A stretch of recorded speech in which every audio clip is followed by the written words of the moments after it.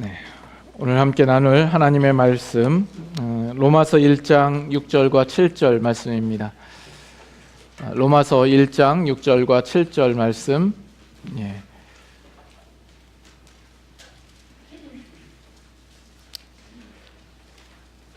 로마서 1장 6절 제가 읽고 7절 다 같이 읽도록 하겠습니다. 로마서 1장 6절부터 읽습니다. 너희도 그들 중에서 예수 그리스도의 것으로 부르심을 받은 자니라.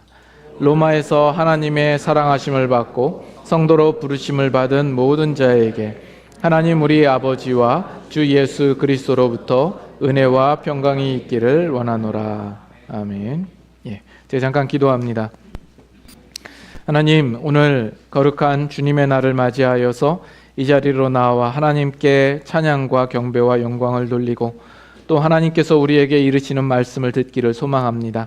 부족한 종을 세워 하나님의 말씀을 증거케 하셨사온데 그 입술을 주장하여 주시고 하나님께서 전하라 한 말씀 담대히 증거할 수 있도록 함께하여 주시옵소서.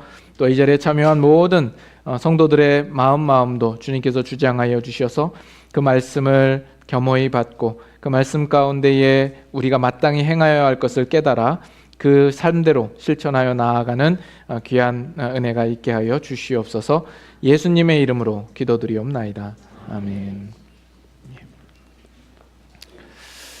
네. 제가 오래전에 이제 우리 교회에 오고 나서 얼마 안 되어서 설교를 시작하면서 나누었던 이야기를 오늘 잠깐 잠깐 나누기를 원합니다. 그 이후로 우리 교회에 오셔서 등록하신 분들도 많이 계실 거라 생각이 들고 그때 분명히 말씀을 드렸지만 또 많은 분들이 또 잊으신 분들도 있으리라 생각을 합니다. 한 목사님이 이제 주일날 설교를 마치고 나아가서 문 앞에서 나오는 성도들과 인사를 나누고 있었습니다. 근데 한 할머님이 나오시면서 아이고 목사님 오늘 말씀 너무 은혜스러웠어요 호호 그러는 거예요. 그래서 아니 근데 목사님이 그 할머니를 알거든요. 매번 주일 설교 때마다 맨 앞에 앉아가지고 꾸벅꾸벅 조시는 할머니인데 오늘따라 그렇게 말씀을 하시니까 이상히 여겨서 그러세요? 그러면 어떤 내용에 그렇게 은혜가 되셨어요? 그랬더니 이분이 하시는 말씀이 아이고 목사님 아까 속꼭지 젖꼭지 얘기하셨잖아요. 너무 재밌었어요. 그러는 거예요. 그래서 목사님 네 그러고서 지나갔는데 아무리 생각해도 자기가 설교 시간에 그런 이야기를 한 적이 없는데 그런 이야기를 하니까 집에 가서 설교 원고를 꼼꼼하게 살펴봤더니 우리가 이제부터는 소극적으로 살지 말고 적극적으로 삽시다 한 이야기를 가지고 속꼭지 젖꼭지로 들은 거죠. 졸면서 들었기 때문에 그렇습니다. 그래서 오늘도 비슷한 이야기를 할 것 같아서 이 얘기를 여러분들과 함께 나누었습니다. 여러분들이 말씀을 나눌 때에 졸지 마시고 들으실 수 있기를 바랍니다. 몇 주 전에 그런 이야기를 했었죠. 우리 교회 어느 한 분이 계산을 해보더니 이 로마서 강해가 한 40년이 걸릴 것 같다. 이렇게 하신 분이 있는데 요즘 들어서는 정말 그럴 수 있을까라는 불안한 마음이 듭니다.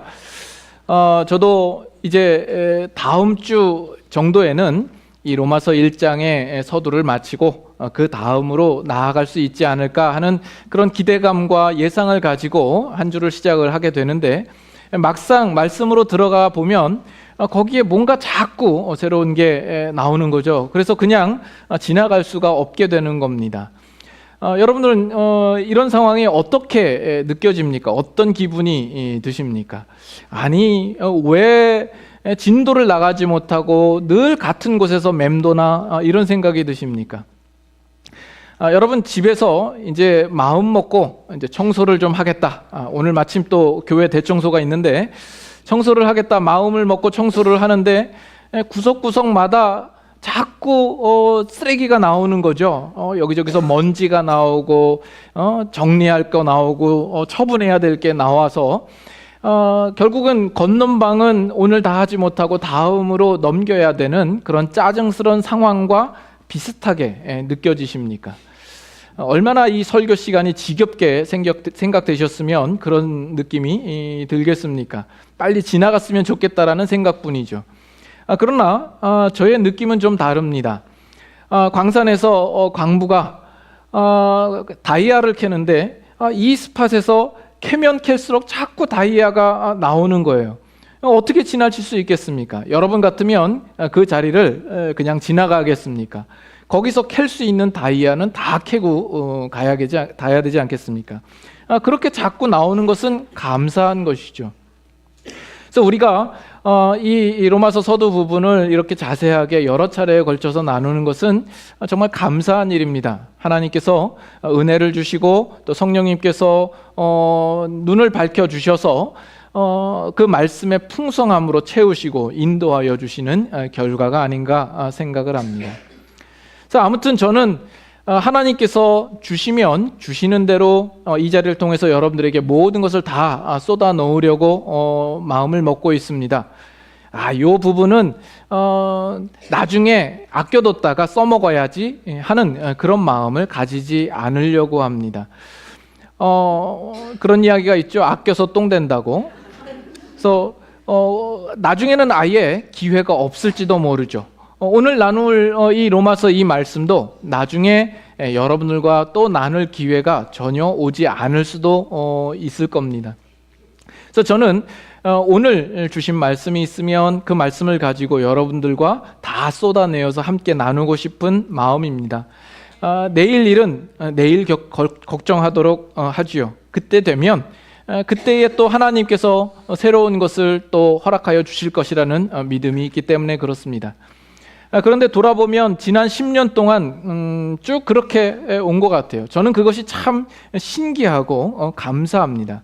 한 주 설교를 마치고 나면 다음 주에는 어떤 말씀을 가지고 나눠야 되나 하는 그 마음의 부담을 안고 한 주간을 지내는데 하나님께서 변함없이 끊임없이 하나님께서 새로운 말씀을 주셔서 지난 10년간 이 자리를 통하여서 여러분들과 하나님의 말씀을 나누게 된 것이 아니겠습니까? 그것은 참 기적과 같고 은혜이라 생각이 됩니다. 오늘도 그와 같은 마음으로 이 자리에서 말씀을 나누기를 원합니다.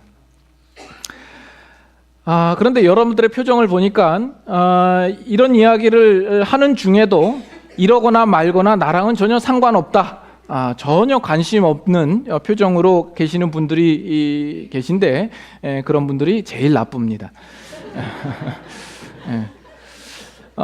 우리 중에는 그런 분들이 없으리라 이렇게 기대하는 마음으로 오늘 말씀 같이 나누기를 원합니다. 지금 우리가 이 로마서 1장에 이 사도 바울의 서신의 서두 부분을 나누고 있는데 그 서두의 전개가 어떻게 진행이 됩니까? 먼저는 사도 바울이 자기 자신을 소개를 하죠. 그리고 나서 이 로마에 있는 성도들의 지위와 신분에 대하여서 언급을 합니다. 그래서 5절에는 어떤 내용이 있냐면 주 예수 그리스도로 말미암아 모든 이방인으로 믿어 순종케 하시려는 하나님의 뜻과 목적이 있다라는 것을 밝힙니다. 그래서 우리가 지난 시간에 그 말씀을 가지고 함께 나누었죠. 6절로 가면 너희도 그들 중에 있어 예수 그리스도의 것으로 부르심을 받은 자니라. 너희, 바로 로마에 있는 신자된 너희들도 그 목적 가운데 부르심을 입어서 예수 그리스도의 것이 된 사람들이다 하는 사실을 밝히고 있죠. 그리고 7절 오늘 나눌 말씀을 보면 그 로마에 있는 신자들을 가리켜서 어떻게 표현하고 있는가 한번 주목해서 보십시오. 그들을 가리켜서 뭐라고 이야기를 하죠? 로마에서 하나님의 사랑하심을 받고 성도로 부르심을 받은 모든 자들이라고 표현을 합니다. 근데 이 표현은 로마에 있는 성도들에게만 적용될 수 있는 것이 아니라 오늘 우리들에게도 적용될 수 있는 표현 아니겠습니까? 지역만 바뀔 뿐이죠. 이 네이퍼빌 지역에서 하나님의 사랑하심을 받아 성도로 부르심을 받은 모든 자들, 그 속에 저와 여러분들이 포함되어 있는 것 아니겠습니까? 그래서 이 부분이 그냥 얼핏 보고 지나갈 수 있을 만한 표현들이지만 우리가 이것을 조금 더 자세하게 보기를 원하는 겁니다. 여기에 먼저 세 가지의 어휘가 나타나죠. 하나님의 사랑하심을 받은 자, 그리고 부르심을 받은 자, 그리고 성도.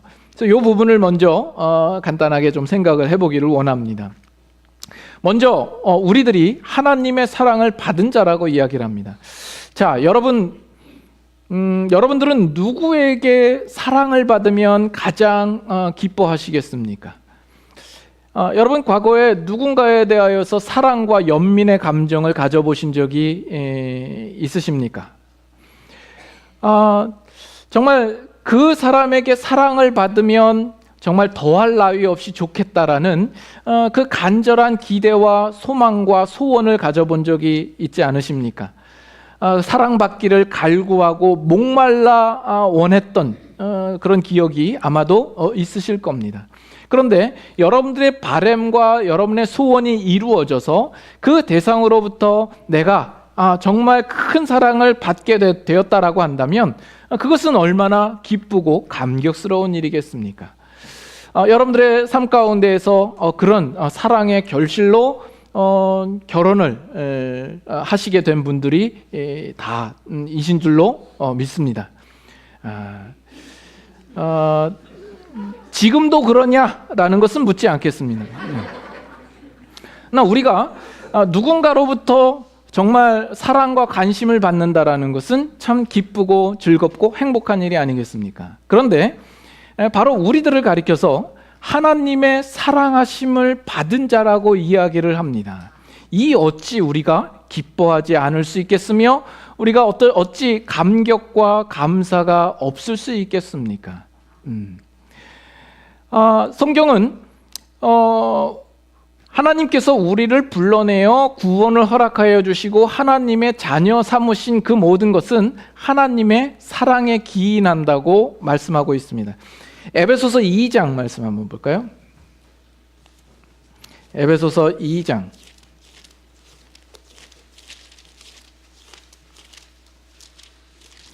에베소서 2장 1절, 신약성경 311페이지. 2장 1절에 보시면 그는 허물과 죄로 죽었던 너희를 살리셨도다 말씀합니다. 지금 에베소서 2장 1절부터 3절까지는 계속 연속해서 3주 동안 계속 보게 되는 것 같아요. 근데 오늘 우리가 보고 싶은 것은 4절입니다. 4절, 5절 우리가 한 목소리로 같이 한번 읽어볼까요? 긍휼이 풍성하신 하나님이 우리를 사랑하신 그 큰 사랑을 인하여 허물로 죽은 우리를 그리스도와 함께 살리셨고 너희는 은혜로 구원을 받은 것이라. 예, 여기 보면 긍휼이 풍성하신 하나님이 우리를 사랑하신 그 큰 사랑을 인하여 그 큰 사랑을 인하여서 허물로 죽은 우리를 살리셨다라고 이야기를 합니다.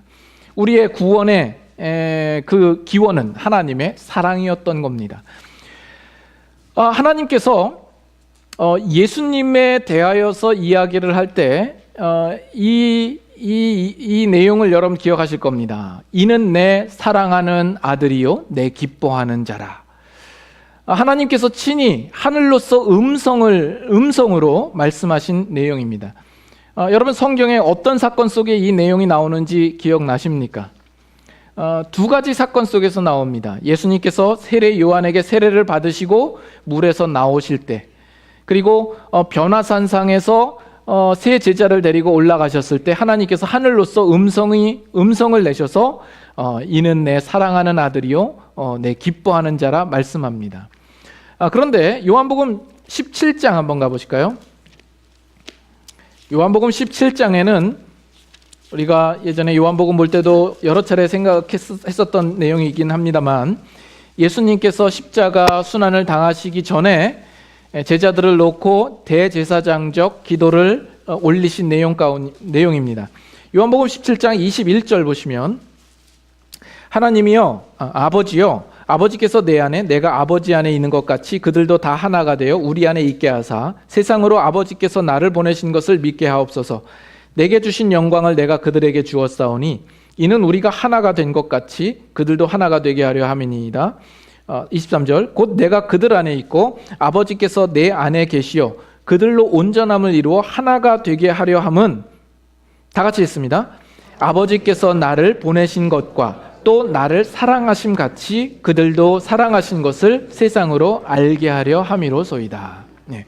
아버지께서 나를 사랑하신 것과 같이, 그와 똑같이 그들을 사랑하신 것을 알게 하려 하심이라 이야기를 합니다. 그래서 우리를 사랑하시는 그 사랑은 그 하나님 아버지께서 그 독생자 아들 예수 그리스도를 사랑하는 것과 같은 방불함으로 우리를 사랑하셨다 하는 겁니다. 하나님이 우리를 어떻게 사랑하셨는가 하는 것은 자기 아들 예수를 우리를 위하여서 십자가에 내어놓으시는 그 사건을 통하여서 너무나도 분명하게 확인되는 것이죠. 그렇게 우리는 하나님의 사랑을 받은 자입니다. 두 번째로 부르신 자라 이야기를 하죠. 우리는 부르심을 받은 자라. 예수님께서 이 말씀을 하신 것을 기억하실 겁니다. 나는 이 땅에 의인을 부르러 온 것이 아니라 죄인을 불러 회개케 하려 함이라. 예수님께서 부르러 오셨다라고 이야기를 합니다. 우리 한 가지 더 말씀 더 찾아볼까요? 사도행전 2장. 오늘 말씀을 좀 여러 군데 좀 찾아볼 계획입니다만 사도행전 2장 38절.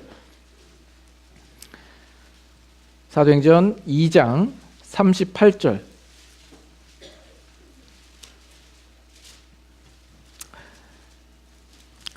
베드로가 이르되 너희가 회개하여 각각 예수 그리스도의 이름으로 세례를 받고 죄사함을 받으라. 그리하면 성령의 선물을 받으리니. 다 같이 39절 읽겠습니다.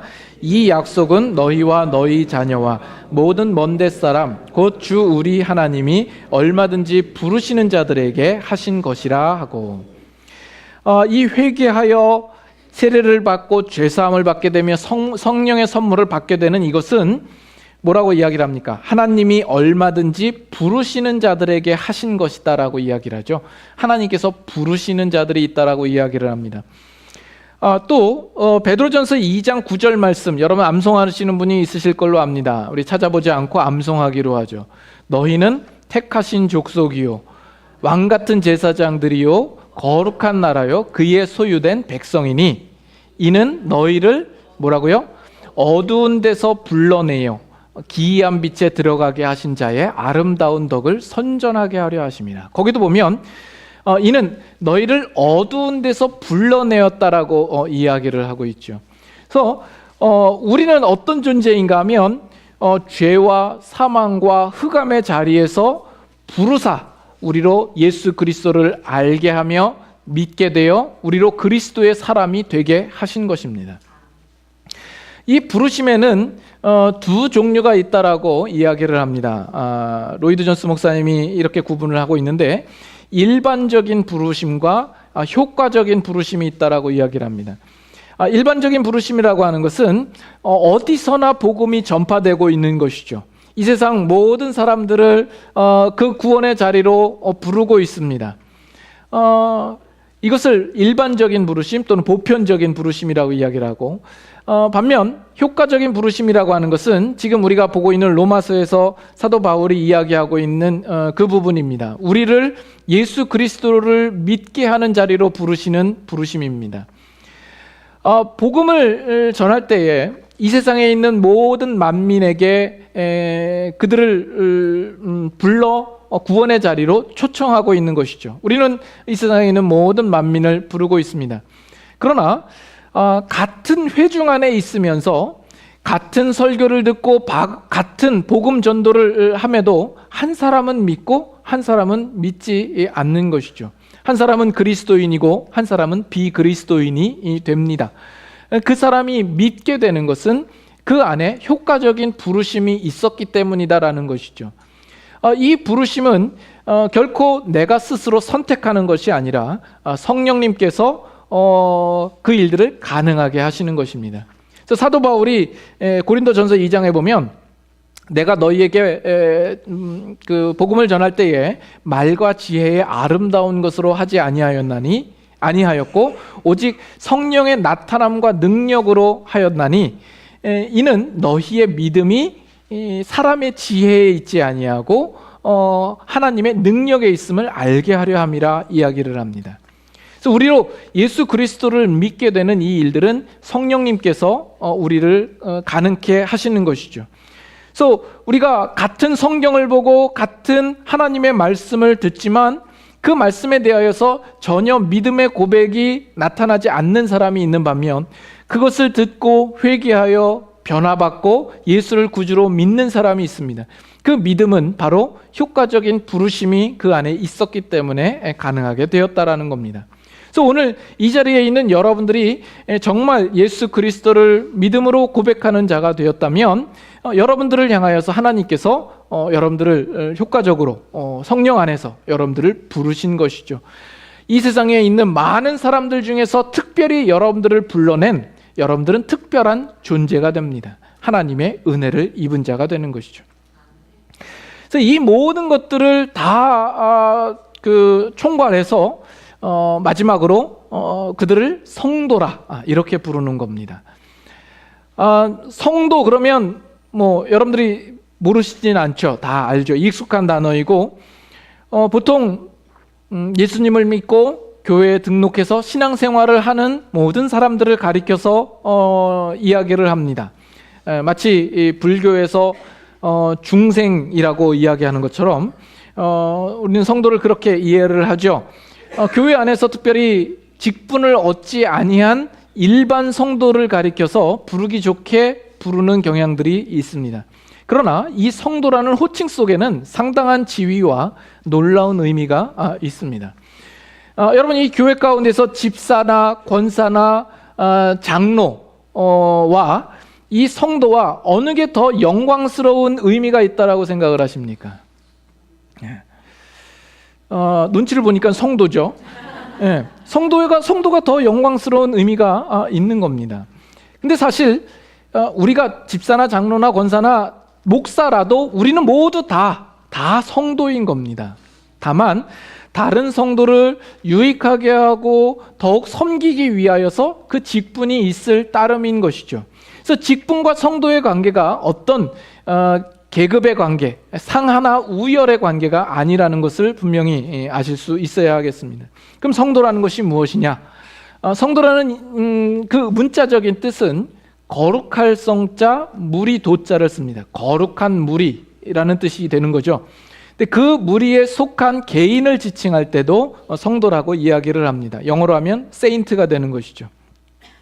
그래서 성도는 그 의미가 거룩한 자, 구별된 자가 되는 겁니다. 하나님께서 우리를 불러낸 곳으로부터 구별시키는 것이죠. 그래서 우리는 세상으로부터 구별된 자가 되는 겁니다.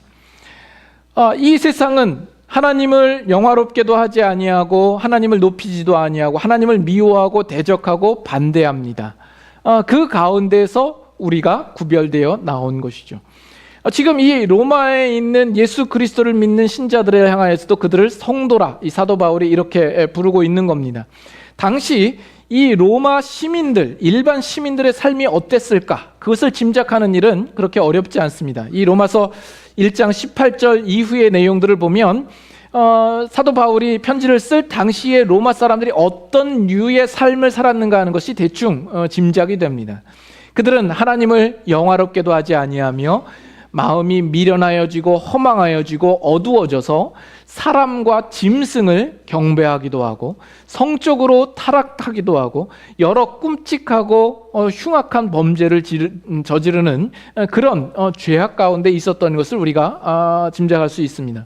그런데 지금 이 편지를 받는 수신자들, 그들은 그 로마 시민들의 삶 가운데서 어떤 면에서는 구별되어 나온 자이죠. 그래서 구별된 자, 거룩한 자, 성도가 되는 겁니다. 자, 그런데 이제부터가 중요합니다. 이제 속꼭지 젖꼭지 얘기가 나옵니다. 성도를 단지 어디에서부터 떼어져 구별되어 나온 자 정도로만 이해하는 것은 상당히 소극적인 측면으로 성도를 이해하게 되는 겁니다. 거기서 그치면 안 됩니다. 단지 더러운 세상으로부터 구별되었다라는 것으로만은 충분치 않습니다. 그것이 우리를 성도로 만드는 것이 아닙니다. 그것이 우리를 거룩하게 만들지 않습니다. 세상에서 도덕적으로 얼마만큼 착하게 살고 선하게 사느냐가 우리를 거룩하게 만드는 것이 아닙니다. 사실 교회 밖에 있는 사람들이 우리들보다 더 윤리적으로나 도덕적으로 선하고 착하고 정말 좋은 마음을 가지고 있는 사람들이 있을 수 있습니다. 그러나 우리는 그들을 향하여서 거룩하다라고 이야기를 하지 않고 또 그들을 향하여서 성도라 이야기하지 않습니다. 그러면 우리로 성도되게 하는 것은 무엇이냐라는 것이죠. 그것은 단지 세상으로부터 구별되었다라는 이런 소극적인 측면에서뿐만이 아니라 우리가 하나님을 향하여서 구별되었다라는 데에 그 의미가 있습니다. 단지 우리가 무엇으로부터 구별됐느냐의 문제가 아니라 무엇을 위하여 구별되었는지에 대하여서 우리의 신분과 위치를 분명히 깨달아 알아야 할 것이다라는 겁니다. 그래서 성도라고 하는 것은 하나님을 위하여서 구별된 자요. 그러므로 우리는 우리 자신을 하나님 앞에 드려야 되는 자가 되는 겁니다. 그래서 성도는 하나님을 위하여서 이 세상 가운데 특별히 떼어낸 자입니다. 그것이 바로 성도가 되는 겁니다. 그러므로 우리는 하나님을 향하여 가야 되는 위치에 있는 것입니다.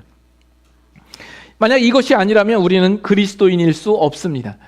그리스도인이 된다라는 것은 우리가 사망에서 생명으로 옮겨지는 것이요, 어두운 나라에서 하나님의 아들 그 빛의 나라로 옮겨졌다라는 겁니다. 그러면 그 빛의 나라에서 우리가 이제는 새 삶을 시작하게 된 것입니다. 그렇기 때문에 성도가 되는 것으로 우리가 멈추어서는 안 됩니다. 그것은 단지 시작일 뿐이요, 출발일 뿐이요, 그냥 신분상으로 성도라는 신분을 얻은 것에 불과합니다.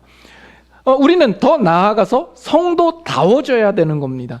우리가 더욱 거룩하여짐으로써 성도된 증거를 더욱 확실하게 드러내야 되는 것입니다. 수준적으로 성도다워야 되는 책임이 우리 가운데 있는 겁니다. 자, 그런데 우리가 신앙생활을 할 때 우리 성도들이 가장 많이 오해하고 착각하는 것이 이런 겁니다. 여러분들이 스스로 내 자신이 아닌가 한번 돌아보세요. 내가 성도라는 이름으로 이제 구원을 받았고 이제 죽어서도 천국 간다. 이것이 전부가 되어 있는 신앙이 있다라는 겁니다. 단지 내가 이제는 예전과 같은 죄를 안 지어, 세상 사람들과 같은 그런 죄는 난 안 지어 라는 것으로 자신을 확인하는 거죠.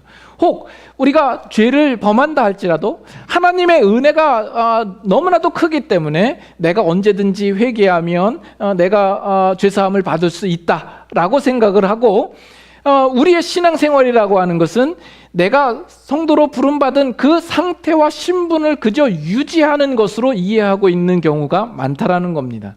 그래서 우리를 성도로 부르셨을 때에 우리를 위하여서 준비한 더 복되고 영광스럽고 그 충만한 것에 대하여서 무지한 가운데 신앙생활을 할 수 있다라는 점이죠. 우리가 하나님의 사랑하심을 받아 그리고 부르심을 받은 성도가 되었다라는 것은 어디로부터 우리가 구별된 것이죠. 부모가 진흙탕 속에서 더러운 구덩이에서 놀고 있는 그 아이를 꺼내어서 씻기고 새 옷을 입혀요. 왜요?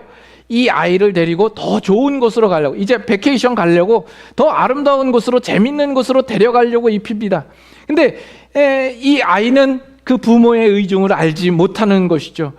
그 진흙탕에서 놀았던 것이 좋아 보이는 거예요. 거기에 미련을 두고 있고, 그렇지만 나는 이렇게 그래도 깨끗함을 받았다라는 것으로 자기는 그것으로 확인하고, 거기서 고민하는 거죠. 내가 여기 다시 진흙탕에 들어가면 우리 부모는 나를 꺼내줄까? 새 옷을 입힐까? 그래서 다시 들어가고, 거기서 그거 확인하느라고 뭘 못하는 거예요? 더 좋은 곳으로 못 가는 거죠. 부모가 데려가려고 하는 곳으로 가지 못하고 있는 겁니다. 물론 우리가 다시 진흙탕으로 들어가도 부모는 다시 꺼내서 옷을 입힐 겁니다. 그러나 그냥은 안 하죠. 후드려 쳐맞고 그리고 빼냄을 받고 옷을 입히겠죠. 악소리가 낼 틈 없이 등짝을 맞으면서 그 일들을 할 겁니다. 우리는 그런 경우가 많은 거예요. 제가 오래전에 이런 비슷한 사진을 보여드렸는데, 사진 몇 장 한번 볼까요? 우리는 사망에서 생명으로 옮긴 자입니다. 우리는 우리 스스로 그 큰 구렁을 지나서 이 생명의 자리로 올 수 없었던 자였습니다. 근데 하나님께서 우리에게 은혜를 베푸심으로 우리를 들어 옮겨서 이제 새로운 하나님의 나라로, 생명의 나라로 우리를 옮겨서 우리를 성도라 이렇게 부르신 거예요. 근데 거기에 와서 우리는 늘 절벽에 있는 것이죠. 계속 좀 보실까요? 거기에 앉아서 내가 온 자리가 어디인지 거기에 대한 미련이 남아서 거기만 늘 쳐다보고 앉아있는 모습으로 우리는 신앙생활을 하더라는 것이죠. 저 사람도 보세요. 거기가 그렇게 좋은지 거기서 떠나지 못하고 거기만 앉아있는 거죠. 계속해서 이 사람도 마찬가지고 또 보실까요? 그래서 거기서 심심하니까 이제는 이제 거기서 절벽 놀이를 하는 거죠. 뭐 아무것도 없으니까 거기 먹을 것도 없고 놀 것도 없고 하니까 절벽 놀이를 합니다. 다음 장. 재밌어 보이십니까? 이거 재밌다고 이제 거기서 이러고 있습니다. 다음에 또 보실까요? 그래서 결국 절벽에서 텐트 치고 거기서 그냥 거주하고 그냥 사는 식이죠. 그 다음에 결국 이 절벽 근처에서 떠나지를 못하는 거예요. 늘 거기에서 있고 난 그래도 새로운 나라로 왔다. 나는 성도이다. 그것 확인하는 것 한 가지로 거기에만 머물러 있는 듯한 그런 식의 신앙생활하는 거죠. 하나님께서 저 자리로 부르신 것은 이제 저 대륙 쪽으로 더 깊이 있게 들어가면 거기에는 더 많은 것들이 펼쳐지고 누릴 만한 것, 볼 만한 것, 먹을 만한 것, 충만한 것이 있음에도 불구하고 우리는 그것에 대해서 알고자 하는 소망도 없고 그저 그 자리에서 머물러서 나는 이제 천국 간다, 나는 구원받았다 이 한 가지만 확인하는 데에 모든 시간을 낭비해버리는 식으로 우리는 신앙생활을 하고 있는 경우들이 많다라는 겁니다. 베드로전서 2장 한번 보실까요? 베드로전서 2장 11절. 베드로전서 2장 11절 신약성경 저 뒤쪽에 378페이지입니다. 베드로전서 2장 11절 찾으셨으면 다 같이 한 목소리로 읽겠습니다. 사랑하는 자들아 거류민과 나그네 같은 너희를 권하노니 영혼을 거슬러 싸우는 육체의 정욕을 제어하라. 여기 보면 너희를 가리켜서 어떻게 이야기를 합니까? 거류민과 나그네 같은 너희라고 이야기를 합니다. 여러분 여기에 담겨져 있는 의미가 어떤 의미인지 아시겠습니까? 거류민과 나그네 같은 너희라고 하는 것은 너희는 이제 이 세상에 속해 있는 자들이 아니다라는 거예요. 너희가 그리스도인이 되었으므로 이 세상에서는 나그네와 같은 자이다라는 겁니다. 너희는 이 세상에서 섞여 있지 않고 이 세상에서는 낯선 자요 이상한 자요 그러나 하나님의 예정하심을 입은 특별한 자이다. 너희는 이 세상에서만큼은 순례자이다. 너희가 이 땅에서 정착해야 할 것이 아니라 너희는 이 세상을 통과하는 자요 너희에게는 더 궁극적인 목적지가 있으므로 그 목적지를 향하여서 너희들이 더욱 적극적으로 나아가야 할 것이다 라는 의미가 이 표현 속에 들어있는 겁니다. 그래서 성도의 그 운명 앞에 놓여 있는 그 영광스러운 것과 그 궁극적인 결과가 얼마나 크고 놀라운 것인지에 대하여서 성경은 여러 곳에서 말씀하고 있습니다. 베드로전서 1장 3절. 베드로전서 1장 3절. 우리 주 예수 그리스도의 아버지 하나님을 찬송하리로다. 그의 많으신 긍휼대로 예수 그리스도를 죽은 자 가운데서 부활하게 하심으로 말미암아 우리를 거듭나게 하사 산 소망이 있게 하시며 4절 다 같이 읽습니다. 썩지 않고 더럽지 않고 쇠하지 아니하는 유업을 있게 하시나니 곧 너희를 위하여 하늘에 간직하신 것이라. 여기 보면 우리를 거듭나게 하사 산 소망도 있게 하시고 썩지 않고 더럽지 않고 쇠하지 아니하는 유업을 있게 하시는데 그것은 하늘에 간직하신 것이라 이야기를 하죠. 그래서 7절도 보시면 너희의 믿음의 확실함은 불로 연단하여도 없어질 금보다 더 귀하여 예수 그리스도께서 나타나실 때에 칭찬과 영광과 존귀를 얻게 하려 하시는 것이라, 이렇게 이야기를 하죠. 좀 더 뒤로 가셔서 베드로 후서 1장 보겠습니다. 베드로 후서 1장,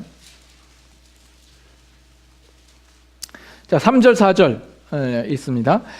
그의 신기한 능력으로 생명과 경건에 속한 모든 것을 우리에게 주셨으니 이는 자기의 영광과 덕으로서 우리를 부르시는 이를 알므로 말미암음이라. 4절 같이 있습니다.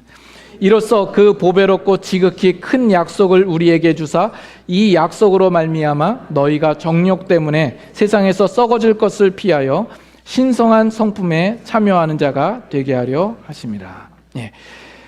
그의 신기한 능력과 생명과 경건에 속한 모든 것을 우리에게 주셨다 이야기를 하죠. 또 그 보배롭고 지극히 큰 약속을 우리에게 주셔서 세상에서 썩어질 것을 피하여 신성한 성품, 신의 성품에 참여하는 자가 되게 하려 하신다라는 이야기입니다. 그래서 여러분들이 이것을 보면 우리가 성도라는 이름으로 나는 구원받았다 이 한 가지를 확인하고 마는 것, 또는 나는 이제 천국 갈 수 있게 되었다라는 것으로 여러분들의 생각이 멈춰지는 것만큼 가난한 신앙생활이 없는 겁니다. 그 이후부터는 신앙생활은 그저 신앙의 명목을 유지하는 수준에서만 신앙생활을 하게 되는 것이죠. 단지 내 구원과 또 천국 가는 것, 요 한 가지만 가지고 그것을 집에다가 안전한 곳에다가 모셔놓고 외출했다가 돌아오면 열어보고 그것 확인하고, 그 다음부터는 이것을 빼앗기지 않는 데에 모든 시간을 다 허비해버리는 삶으로서 살아가기 십상이다라는 겁니다. 그것으로 다지고 그것으로 유익하게 하고 쌓아서 우리로 깊어지게 하고 풍성하게 하고 넓어지게 하고 자라가게 해야 하는 그 삶을 우리가 성도로서 살지 않더라는 겁니다. 예전에 다른 뭐 일반 직장에서도 그런지 모르지만 과거에 한국에서 오래전에 그 교회에서 사역자를 뽑을 때 가장 그 필요한 자격 조건이 뭐였냐면 일종 보통 운전면허증이었습니다. 그래서 그 당시에는 너도 나도 일종 보통 그 운전면허증을 얻기 위해서 애를 썼죠. 운전면허 학원을 다니고. 그러나 운전면허를 따면 뭐예요? 사실 정작 차도 없고 또 도로에 나가자니 한국 도로 사정이 얼마나 열악합니까? 운전하기 힘들고 두려워하고. 그래서 운전면허증만 가지고 그것이 3년이 되고 5년이 되도록 가지고만 있는 거죠. 그래서 그걸 가리켜서 장롱면허증이라 이렇게 이야기를 합니다. 다른 사람이 볼 때 이야기하면 나 운전면허증 있어. 그냥 그것이 자랑일 뿐이지 그 운전면허증을 가지고 실제로 차를 몰아서 어디 외곽에 좋은 곳을 찾아서 가보지도 못하고 아무것도 못하고 있는 것이죠. 우리의 신앙이 혹시 그런 거 아니냐라는 겁니다. 또 옛날에 미국에서 누군가 친척이 이렇게 집에 오게 되면 그 당시에는 한국에 이런 공산품이 이렇게 좋은 것이 없었기 때문에 미제 학용품을 가져다 주죠. 그러면 그게 그렇게 귀했습니다. 뭐 연필이니 뭐 지우개니 연필깎이니 이런 걸 가져다 주면 그렇게 귀해가지고 그거를 모셔다 놓죠. 실제로 쓰지는 않으면 나 미제 있다? 그냥 이 자랑만 하고 있는 거죠. 그것을 준 사람은 좀 더 좋은 학용품을 사용해서 공부 열심히 해라 이런 의미인데 공부는 하지 않고 나 미제 있다 한 가지로 그냥 그것을 자랑으로 삼고 있는 거죠. 이 중에 골프 치시는 분들 가끔씩 뭐 이거 드라이버라고 하나요? 뭐 아이언 이런 거 구입을 하죠. 아주 비싸고 아주 성능 좋은 거를 이렇게 구입을 합니다. 그걸 구입해놓고 그냥 집에다가 걸어놓고 장식 삼아 모셔다 놓는 분이 있습니까? 요즘 그 골프의 랭킹 1위가 누구입니까? 더스틴 존슨, 뭐 저스틴 토마스, 뭐 이런 사람 유명합니까? 몰라요. 저는 아는 게 타이거 우즈밖에 없으니까.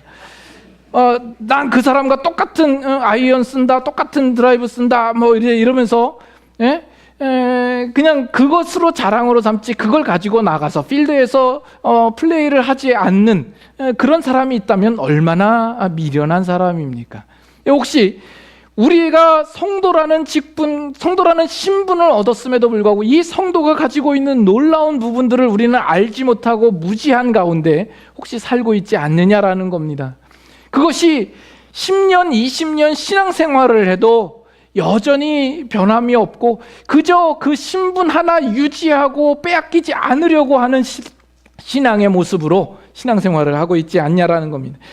에베소서 1장 한번 보겠습니다. 에베소서 1장 어딘가에서 한숨이 들려오는데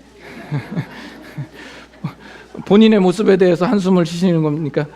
에베소서 1장 3절 1장 3절 자, 찬송하리로다 하나님 곧 우리 주 예수 그리스도의 아버지께서 그리스도 안에서 하늘에 속한 모든 신령한 복을 우리에게 주시되 곧 창세전에 그리스도 안에서 우리를 택하사 우리로 사랑 안에서 그 앞에 거룩하고 흠이 없게 하시려고 5절 같이 있습니다. 그 기쁘신 뜻대로 우리를 예정하사 예수 그리스도로 말미암아 자기의 아들들이 되게 하셨으니 하나님께서 우리를 향해서 가지신 목표가 무엇이라고 이야기를 해요? 하늘의 신령한 모든 것을 신령한 복을 우리에게 주시되 그 사랑 안에서 그 앞에 거룩하고 흠이 없게 하시려는 하나님의 목적하심과 뜻이 있는 겁니다.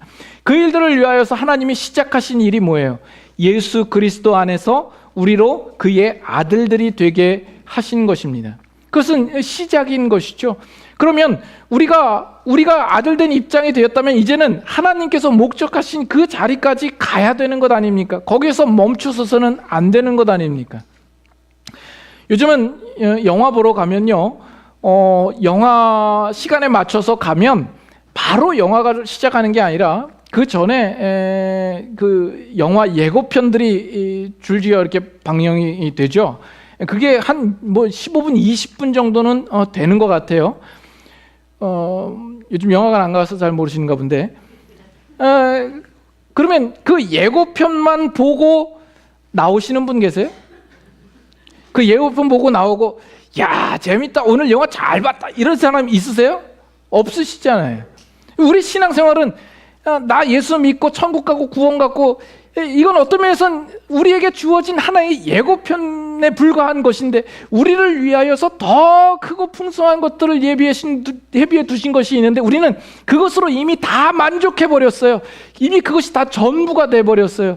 그리고 그것으로 우리는 이제 신앙생활을 이 정도 하면 다 됐다라고 우리는 생각하기 쉽다라는 겁니다. 그러나 막상 우리가 예수 그리스도로 말하면 구원을 받았는데 그 구원의 문턱을 넘어서서 거기에 머물러 있고 그 출발선에서 여전히 기다리고 있는 그런 모습일 경우가 많다라는 겁니다. 마땅히 우리가 가야 되지요. 여러분들이 이제 주름살이 깊어지고 머리가 허옇게 되는데 그냥 그러면 안 됩니다. 여러분들이 깊어져야 되죠. 넓어져야 되죠. 예수 그리스도의 그 성품을 닮고 인격을 닮아서 정말 성도다워지는 그 일들이 여러분의 삶 가운데 분명히 나타나야 됩니다. 에베소서 1장 펴셨으니까 17절 한번 보세요. 17절 우리 주 예수 그리스도의 하나님 영광의 아버지께서 지혜와 계시의 영을 너희에게 주사 하나님을 알게 하시고 너희 마음의 눈을 밝히사 그의 부르심의 소망이 무엇이며 성도 안에서 그 기업의 영광의 풍성이 무엇이며 19절 다 같이 읽습니다. 그의 힘의 위력으로 역사하심을 따라 믿는 우리에게 베푸신 능력의 지극히 크심이 어떠한 것을 너희로 알게 하시기를 구하노라. 너희로 알게 하시기를 구하노라. 지금 사도 바울이 이야기하는 것이 성도인 너희들에게 이미 받은 것이 무엇이냐를 묻고 있는 게 아닙니다. 과거를 설명하는 것도 아니고 지금을 설명하는 것도 아닙니다. 너희 성도된 그 미래, 그 장래에 하나님께서 약속하신 것이 얼마나 놀랍고 위대하냐를 지금 이야기하고 있는 겁니다. 우리는 우리의 신앙이 그 모든 것들을 바라지 않고 알고자 하는 마음이 없이 그저 지금 출발선에 여전히 머물러 있는 상태로 신앙생활을 한다면 얼마나 그것이 미련한 일입니까? 우리가 이제는 이 시각과 이 만목을 가지고 살아야 한다. 지금 그런 의미에서 사도 바울이 이야기하고 있는 겁니다. 그래서 여러분들은 성도로서 어떻게 살고 있습니까? 고민해 봐야 합니다. 넋놓고 살아서는 안 됩니다. 목표 없이 살아서는 안 됩니다. 여러분의 자녀가 늘 집에서 백수로 있고 뭐 공부로 뭘 준비하려는 마음도 없고 취직하려는 마음도 없고 결혼도 안 하고 자기 앞가림도 못하고 밥만 축내고 늘 있으면 그 부모된 심정이 얼마나 답답하고 속상하겠습니까? 오늘 여러분을 보시고 하나님이 어떠한 마음을 품으실까? 여러분 한번 생각해 보시길 바랍니다. 그래서 교회라는 곳은 어떤 곳이냐? 이 성도들이 모여서 바로 이 성도다운 모습으로 하나님이 목적하신 거룩하고 흠없는 그 모습으로 만들어져 가기 위하여서 함께 도모하고 훈련하는 곳이 교회여야 하는 겁니다. 그래서 교회에서는 항상 착하고 정말 인자하고 아주 선한 사람들만이 모인 곳이 아니에요. 사실 교회에 와보면 별의별 인간들이 다 있는 곳이에요. 아주 온갖 종류는 다 모아놓은 것 같아서 그냥 부딪히면 그냥 늘 그냥 마음이 상하고 그런 곳입니다. 곳곳에 지뢰가 숨어 있고요. 폭탄도 있고요. 그래서 올무와 덫도 있어서 그런 사람들을 보고 나를 발견하는 거죠. 내가 아직 부족하구나. 저 사람들을 품을 만한 인격이 아직 모자라구나. 그것을 통해서 내가 거기서 참고 인내하고 예수 그리스도의 모습을 닮아가고 그리스도의 장성한 분량에 충만한 데까지 거룩하고 흠이 없는 모습으로 가고자 함께 행하는 곳이 교회인 겁니다. 목사도요 이렇게 착하고 이렇게 자비가 넘치고 얼굴만 봐도 그냥 인자함이 그냥 그윽한 그런 게 아니에요. 물론 뭐 저는 그렇겠습니다만은 그게 목사가 아니라 사실은 목사는 성도를 성도답게 만들기 위하여서 때로는 악을 써야 되고요, 호통을 쳐야 되고요, 싫은 소리도 해야 됩니다. 그래서 군대에서 조교 같은 역할을 해야 되는 거예요. 그래서 여러분들 보고 닥달하죠. 제자 훈련도 하라고 그러고, 또 다락방도 가셔서 그냥 나누시라고 하고, 예배마다 참석하시라고 하고, 선교하자고, 봉사하라고, 오늘도 이제 선교 바자회에 있으면 다 같이 동참하자고 이야기를 합니다. 여러분들 중에는 그것을 잔소리로 듣는 분 있는 것 아니에요? 여러분들 중에 그런 아주 이렇게 좀 뭔가 꽃 마음처럼 가지고 있으셔서 야 저거 목사님이 저러는 것은 다 자기 교회 크게 하려고 그러는 거야. 내가 거기에 속아 넘어가나 보자. 내가 이거 안 하면 목사님 골탕 먹겠지? 라고 생각하시는 분이 있으십니까? 제가 목사가 누구를 위해서 하는 건데 누가 더 손해겠습니까? 마치 절벽에서 막 떨어질 찰나에 밧줄을 붙잡고 생명을 부지하게 생겼어요. 위에서 그 밧줄을 끌어당기려고 생명을 건지려고 그냥 안간 힘을 쓰면서 바둥바둥거리고 있는데 밑에 밧줄을 들고 있는 사람이 생각하기를 내가 여기서 밧줄을 놓으면 저 위에 있는 사람은 엉덩방아를 찢겠지? 라고 생각하고 밧줄을 놓아버리면 물론 그 위에 있는 사람은 엉덩방아를 찢겠죠. 그러나 누가 더 손해인가 하는 겁니다. 오늘 여러분들이 와 있는 이 교회가 바로 그러한 훈련을 위해서 있다라는 것을 여러분 잊으셔서는 안 됩니다. 우리는 다 예수 그리스도를 믿는 성도입니다. 하나님의 사랑하심을 받아 부르심을 받은 성도가 되는 것입니다. 우리가 어디로부터 구원함을 받았느냐? 이건 상당히 중요하고 우리가 와 있는 자리만으로도 우리는 정말 놀랍고 감사할 일이지만 우리가 거기에서 그쳐서는 안 될 겁니다. 하나님이 우리를 부르신 분명한 목적이 있고 하나님이 우리를 특별히 떼어놓으신 그 목적을 따라 우리가 가야 되는 것이죠. 우리를 위하여서 더 영광스럽고 더 놀라운 것들을 우리를 위해서 마련하시고 예비하신 것이 있습니다. 우리는 그것을 더욱 알기를 위하여, 더욱 누리기 위하여, 그리고 그 마지막 날에 하나님께로부터 칭찬과 영광과 존귀를 얻기 위하여서 우리의 성도된 삶을 싸우는 일에 결코 게으름이 없기를 소망합니다. 기도하겠습니다.